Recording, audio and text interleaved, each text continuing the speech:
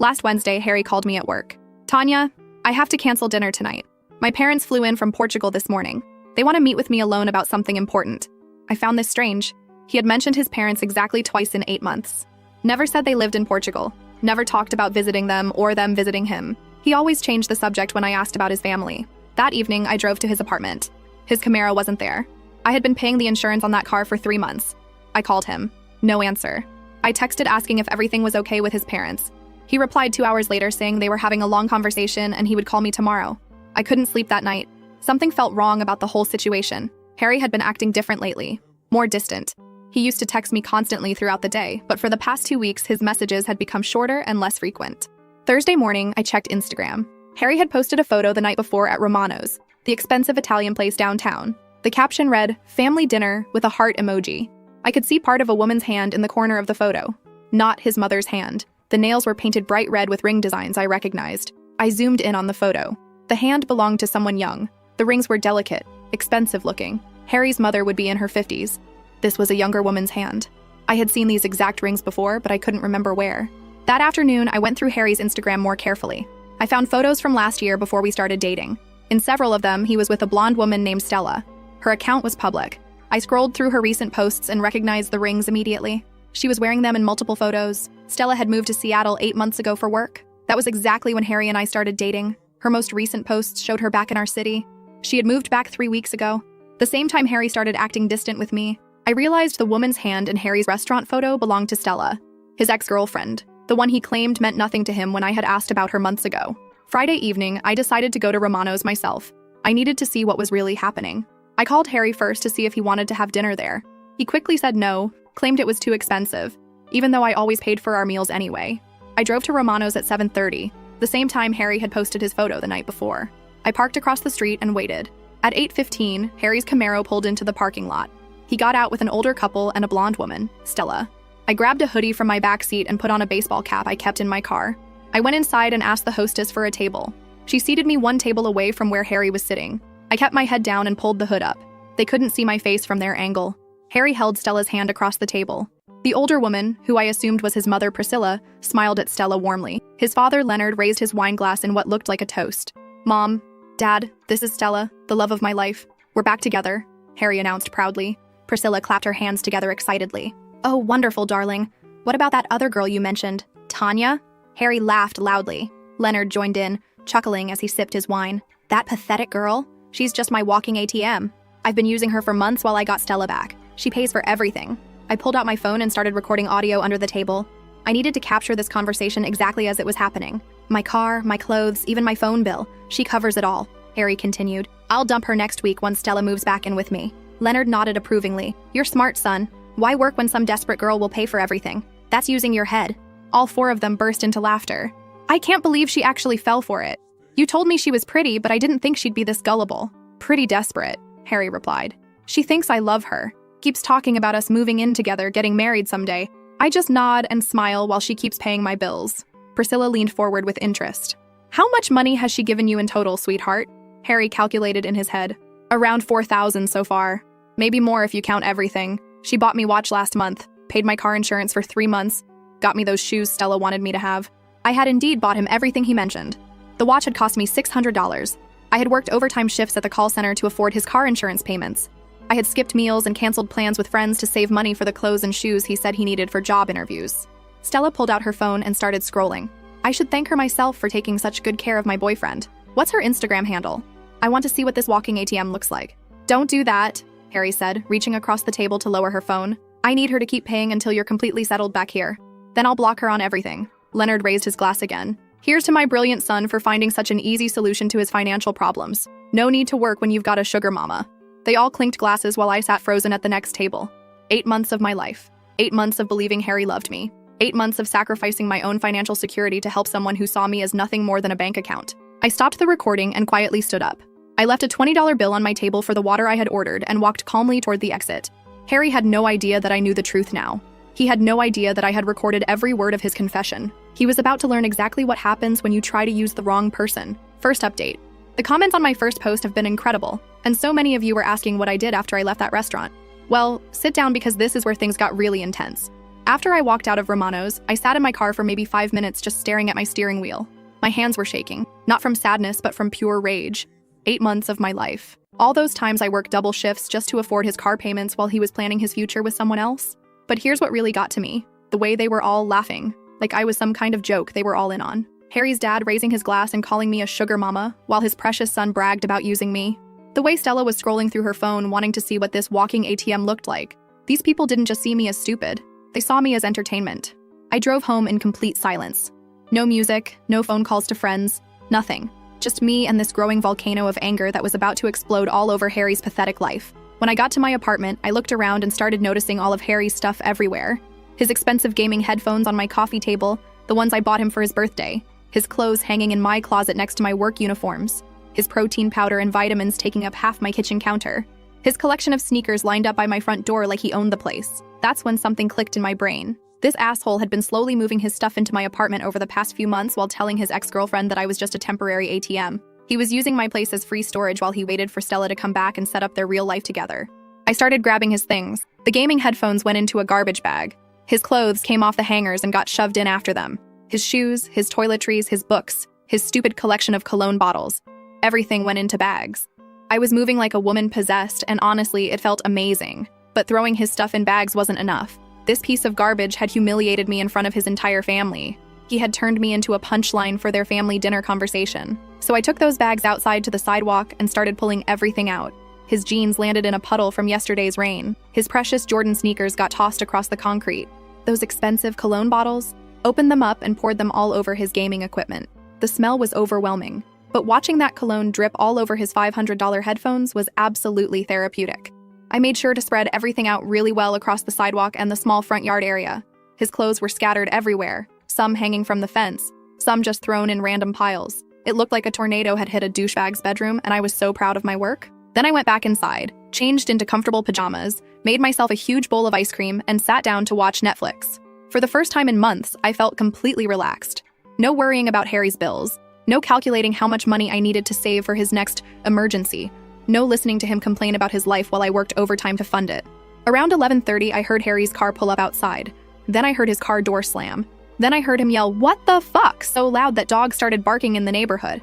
I looked out my window and watched him frantically trying to gather his stuff off the sidewalk. He was shoving wet clothes back into bags, trying to wipe cologne off his electronics, picking up shoes from random places around the yard. He looked absolutely panicked, like he couldn't understand how his perfectly organized scam had suddenly exploded in his face. He started pounding on my door about 5 minutes later. Really aggressive, angry pounding that made my neighbors turn their lights on. I opened the door but kept the chain lock attached so it would only open a few inches. Harry's face was bright red and he was breathing like he had just run a marathon. Behind him, I could see Stella sitting in his Camaro. Apparently, she had come along to witness whatever confrontation he was planning to have with me. "Tanya, what the hell is wrong with you?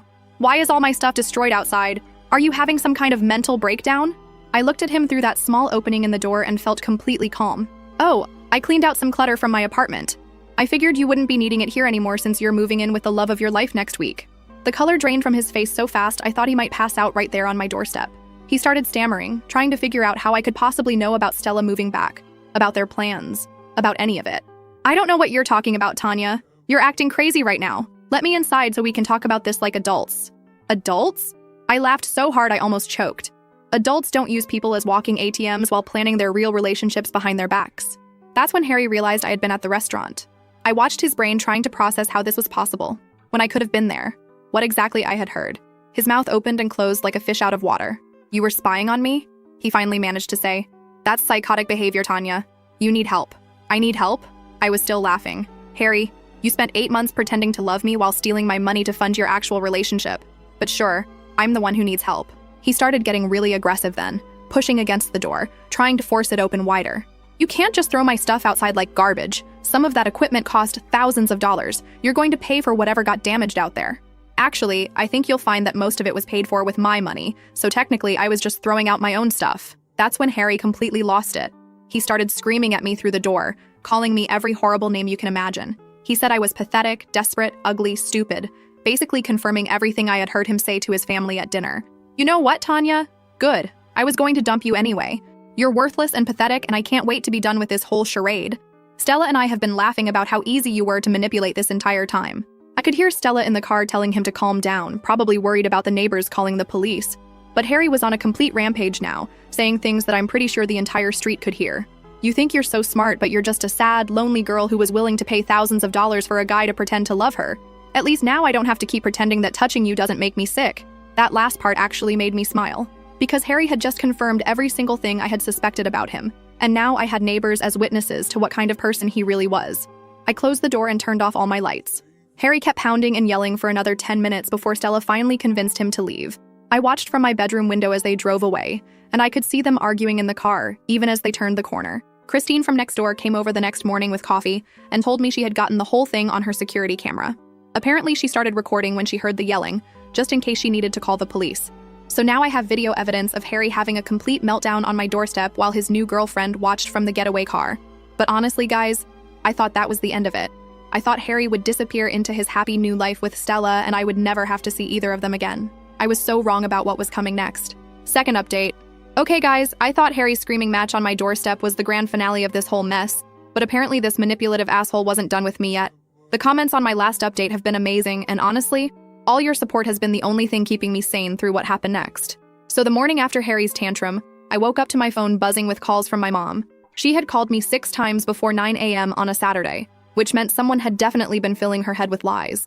When I finally answered, she was in complete panic mode. Tanya, Harry called us this morning and he's very worried about you. He says you had some kind of breakdown and destroyed thousands of dollars worth of his belongings for no reason. He thinks you need professional help before you hurt yourself or someone else. I could not believe this piece of garbage had called my parents to make me look like the crazy one. He was trying to turn my own family against me after I caught him red-handed planning his future with another woman while using my money. My mom kept saying Harry had sounded so genuinely concerned and that destroying someone's property wasn't how mature adults handled breakups. She wanted me to come over Sunday to discuss how I was going to apologize to Harry and pay for everything I had damaged. I hung up on her, which probably just proved Harry's point about my unstable behavior. But Sunday morning, I went to Christine's apartment and got a copy of that security camera footage from Friday night. We burned it onto a DVD and I took it straight to my parents' house. Watching Harry's meltdown from the camera angle was even better than experiencing it live. You could hear everything. Him calling me pathetic and worthless, admitting he was planning to dump me anyway, bragging about how easy I was to manipulate. The footage showed him pounding on my door like a maniac while Stella waited in his car. My parents' faces went completely white when they heard Harry screaming about how touching me made him sick. My dad immediately started apologizing for not believing me, and my mom was crying about how convincing Harry had sounded on the phone. But that victory felt short-lived because Harry apparently wasn't done trying to mess with my life. Tuesday afternoon, he showed up at my apartment building again. But this time, he wasn't crying or begging. He looked completely different. Confident, almost smug, like he was enjoying some private joke. He was wearing new clothes that I definitely hadn't paid for, and he had this arrogant expression that made me want to punch him in the face. When I tried to walk past him into the building, Harry stepped in front of me with this fake, friendly smile. Hey, Tanya, I just came by to pick up some things I left at your place. You know, important stuff that I need back. I looked at him like he was insane. Harry, I threw all your stuff outside Friday night. There's nothing left in my apartment that belongs to you. But he kept insisting there were items I had missed, things that were really valuable to him that he couldn't replace. He wanted to come upstairs and look through my closets and drawers to make sure I hadn't accidentally kept anything. The whole thing was obviously bullshit. Harry just wanted an excuse to get inside my apartment and start some kind of confrontation. I told him absolutely not and tried to push past him, but he grabbed my arm and wouldn't let me go. Come on, Tanya. Don't be difficult about this. I'm being really reasonable here, just asking for my own belongings back. Unless you're planning to keep my stuff as some kind of weird shrine to our relationship? He was talking loud enough that other people in the building lobby could hear every word. A couple of my neighbors were staring at us, and Harry was clearly enjoying the attention. He wanted to make a scene and embarrass me in front of everyone. I jerked my arm away from him and told him to leave or I would call the police. But Harry just laughed like I had said something hilarious. Go ahead and call them. I'm sure they'll be very interested to hear about how you destroyed thousands of dollars worth of my property in a psychotic rage. I've got photos of everything, Tanya. Documentation of all the damage you caused. That's when I realized Harry wasn't here to get his stuff back. He was here to intimidate me and show off how untouchable he felt now that he was back with Stella. He wanted to prove that I couldn't do anything to hurt him and that he could still control me whenever he wanted. Over the next few days, Harry started showing up everywhere I went, but not in a desperate stalker way. More like he was deliberately trying to rub his happiness in my face. I would see him at the coffee shop I always went to, sitting at a corner table with Stella, both of them laughing and acting like they were having the time of their lives. When I walked into the grocery store Thursday evening, Harry and Stella were in the checkout line right in front of me. Harry made sure to speak extra loud when he told Stella how much he loved her and how amazing their life together was going to be. He kept glancing back at me to make sure I was listening to every word. Friday afternoon, Harry showed up at my workplace again, but instead of coming inside, he parked his Camaro right in front of the building where everyone could see it. He and Stella sat in the car for over an hour, obviously waiting for me to come outside so they could make some kind of grand gesture. When my shift ended and I walked out to the parking lot, Harry rolled down his window and called out to me, "Hey, Tanya. I wanted to thank you for helping me realize what I was missing. Being with Stella again has shown me what real love actually feels like. I hope you find someone who appreciates you someday." Stella was smiling and waving at me like we were old friends, probably enjoying the whole performance as much as Harry was. They drove away laughing, and I could hear Harry's music blasting from his speakers as they turned the corner. But the worst incident happened Saturday morning when I was leaving for my weekly grocery run. Harry was waiting outside my building again, leaning against his car like he owned the whole street. This time he was alone, but he looked even more confident than before. When he saw me coming down the front steps, Harry pushed himself off his car and walked over like he had every right to be there. "Tanya, I've been thinking about our conversation the other day, and I realized I wasn't completely honest with you about something." I kept walking toward my car, but Harry followed right beside me, talking the whole time. "The truth is, I never actually loved you. Even from the very beginning, it was always about Stella for me. You were just convenient while I was waiting for her to come back. But I want you to know that I'm grateful for everything you did to help me get through that difficult time." He was smiling while he said this, like he was doing me some kind of favor by being honest about how much he had used me. Like I should appreciate his candor about treating me like a disposable bank account for 8 months. When I reached my car, Harry actually had the nerve to lean against the driver's door so I couldn't get in. I know this probably hurts to hear, but I think it's better for both of us if you understand the reality of our situation. You're a nice girl, Tanya, but you were never going to be enough for someone like me. Stella and I are just on a different level. That's when I completely lost my shit. I started yelling at him about what a pathetic excuse for a human being he was, how he was going to end up alone and miserable because nobody decent would ever love someone so selfish and manipulative. I told him he was a loser who couldn't even pay his own bills without exploiting women who were too good for him. Harry just stood there grinning while I screamed at him in the middle of the street. He looked like he was having the best time of his life watching me lose control. When I finally ran out of things to yell, he just shrugged and walked back to his car. "Thanks for the entertainment, Tanya. This has been really fun. Take care of yourself." He drove away still smiling, probably rushing back to tell Stella all about how crazy his ex-girlfriend had acted in the parking lot. I realized that Harry was getting some sick satisfaction out of these confrontations. He enjoyed seeing me upset and angry because it proved to him that he still had power over my emotions. Every time I reacted to his provocations, it fed his ego and made him feel like he had won some kind of game. Anyway, that's where things stand right now. Harry seems to think he's won some kind of prize and keeps trying to rub it in my face every chance he gets. Honestly, I'm just hoping he gets bored with this whole revenge tour and finds something better to do with his time. I blocked his number after the parking lot incident, so at least I don't have to deal with his texts anymore. Hopefully he'll move on and focus on his amazing new life with Stella instead of bothering me. We'll update if anything else happens, but fingers crossed, this is finally over. Final update. It's been about a month since my last post. Guys, I cannot even begin to describe what happened this week. Remember how I said Harry was acting all high and mighty with his victory lap around town? Well, karma just delivered the most brutal reality check I have ever witnessed in my entire life, and I am living for every single second of it. So last Sunday night, I was getting ready for bed around 11 p.m. when I heard this weird tapping sound at my window. At first, I thought it was just the wind, or maybe a bird, but then I realized someone was throwing small rocks at my third-floor window. I looked outside and saw a figure standing on the sidewalk below, in what looked like the worst rainstorm we've had all month. It was Harry, soaking wet, no umbrella, no jacket, just standing there in the pouring rain throwing pebbles at my window like some kind of pathetic romantic movie scene. Except instead of looking like a charming love interest, he looked like a drowned rat who had been sleeping in his car for a week. I opened my window and yelled down at him to go away before I called the police. But Harry started shouting back up at me, and guys, what he said made my entire month. "Tanya, please, I need to talk to you. Stella is gone. She took everything and disappeared. I have nowhere else to go." I literally started cackling, like full-on evil villain laughter echoing through the neighborhood at midnight while this asshole stood in the rain begging for my help. The same man who had spent weeks rubbing his happiness in my face was now admitting that his perfect reunion had crashed and burned. I told him that sounded like a personal problem and started to close my window. But Harry completely lost his mind. He started screaming about how sorry he was, how he had made terrible mistakes, how he needed me to let him explain what had really happened with Stella. The whole thing was so ridiculous that I grabbed my phone and started filming him from my window. This grown man having a complete breakdown on the sidewalk in the middle of the night while begging his ex-girlfriend to save him from the consequences of his own actions. After about 10 minutes of listening to Harry's sob story from 3 floors up, I finally told him to come inside before the neighbors called the cops on both of us. Not because I felt sorry for him, but because I was dying to hear exactly how spectacularly his life had fallen apart. When Harry walked into my apartment lobby, he looked even worse up close. His clothes were completely soaked through, his hair was plastered to his head, and he had this desperate, wild look in his eyes that I had never seen before. We went up to my apartment and I made him stand on the mat by my front door so he wouldn't drip all over my carpet. Then I sat down on my couch with a cup of tea and prepared to enjoy the best entertainment I had ever been offered.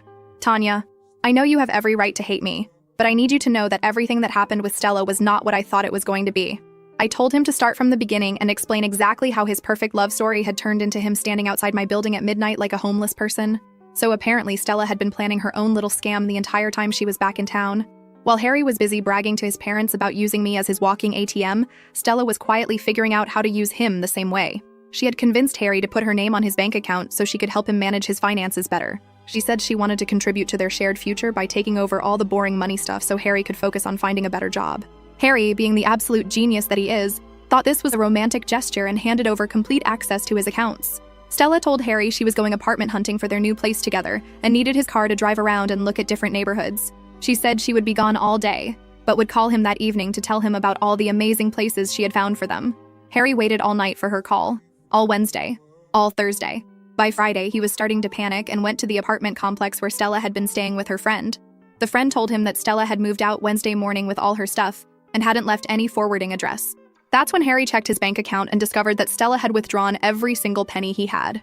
Not just the money I had given him over the past 8 months, but also the money he had gotten from selling some of his electronics, plus his rent money for next month. She had cleaned him out completely and vanished without a trace. I was trying so hard not to laugh while Harry told me this story. But guys, the irony was just too delicious. The man who had spent months manipulating me for money had been out-manipulated by someone who was way better at the game than he was.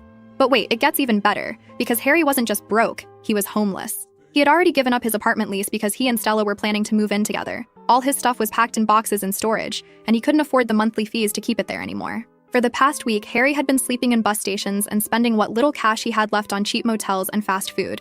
He was down to his last $40 and had no idea what he was going to do next. The best part was when he told me about his parents. Apparently, Leonard and Priscilla had been calling him every few days to check on how things were going with Stella. They were so excited about their son's romantic reunion and kept asking when they were going to meet their future daughter-in-law officially. Harry had been lying to them, saying everything was perfect and that he and Stella were just taking their time planning their next steps. But he knew he couldn't keep up the charade much longer, especially if they decided to visit again unexpectedly. If his parents found out that Harry was essentially homeless and had been scammed by the same woman they had toasted at dinner, they would lose their minds. Leonard would probably drag Harry back to Portugal to work in his cousin's restaurant for minimum wage under awful conditions. Harry was desperate to avoid that fate, which is why he had come crawling back to me at 2 a.m. begging for help. Tanya, I know I don't deserve your forgiveness, but I'm asking you to please consider letting me stay here for just a few days while I figure out my next move. I'll sleep on the couch, I'll clean your apartment, I'll do whatever you want. I just need somewhere safe to stay while I try to put my life back together. That's when I completely lost it and started laughing so hard I couldn't breathe. I told Harry that he must be completely delusional if he thought I would lift a finger to help him after he had spent weeks taunting me about how amazing his life was without me. I reminded him of every cruel thing he had said, every time he had tried to make me feel small and pathetic, every moment he had tried to rub his happiness in my face. You called me a walking ATM, Harry. You told your parents I was pathetic and desperate. You said touching me made you sick. And now you want me to save you from the consequences of your own stupidity? Harry started crying then, actual tears streaming down his face while he begged me to reconsider. He said he had never meant any of those horrible things, that he had only said them to impress Stella and his parents, that deep down he had always cared about me. But I was done listening to his lies. I grabbed my phone and started filming him again. This pathetic, broken man sobbing in my living room while admitting that his perfect relationship had been a complete fraud. I posted the video on TikTok with the caption, POV, your manipulative ex comes crawling back after his girlfriend scams him the same way he scammed you, and watched it get hundreds of views within minutes. Harry noticed what I was doing and started panicking, begging me not to post anything about his situation because he was terrified of his parents finding out the truth. But that just made me want to document every second of his humiliation even more thoroughly. I told Harry that he had exactly 5 minutes to get out of my apartment before I called the police and reported him for trespassing. When he tried to argue, I reminded him that I had security footage of him harassing me multiple times over the past few weeks, and that Christine would be happy to testify about his aggressive behavior. Harry left my apartment that night looking like his entire world had collapsed around him, which, to be fair, it basically had. He had no money, no home, no girlfriend, and no prospects for fixing any of it without crawling back to his parents and admitting what a failure he was. The next morning, I woke up to find Harry sitting on the front steps of my building again. When he saw me coming down the stairs, he jumped up and tried to approach me one more time. Tanya, I know you're angry, but I'm literally begging you to reconsider helping me. I have nowhere else to turn. I'll pay you back everything I owe you as soon as I get back on my feet.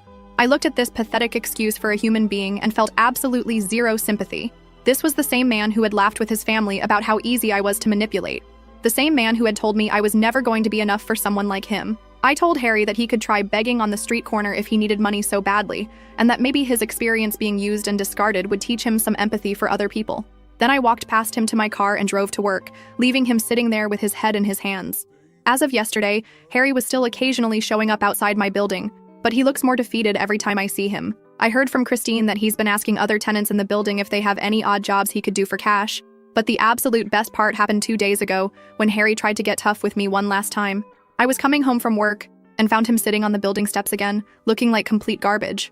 When he saw me, he actually had the nerve to stand up and try to intimidate me. "I'll remember this, Tanya. When I get back on my feet, you're going to be the one begging me to come back to you. You'll see what you lost." I literally burst out laughing right in his face. This homeless, broke, pathetic man who smells like he hasn't showered in weeks was trying to threaten me about his big comeback. I told him McDonald's was 2 blocks away, and maybe if he asked nicely, they'd give him some food. Or maybe not. I hope he enjoys wondering where his next meal is coming from and sleeping wherever homeless people sleep.